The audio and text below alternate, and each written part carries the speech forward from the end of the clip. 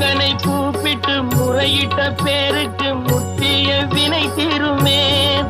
உடல் பற்றிய பிணியாருமே வாழ்க்கை முற்றிலுமே நலம் பெற்று இனி தூரமெத்த இன்பம் சேருமே. அப்பன் முருகனை கூப்பிட்டு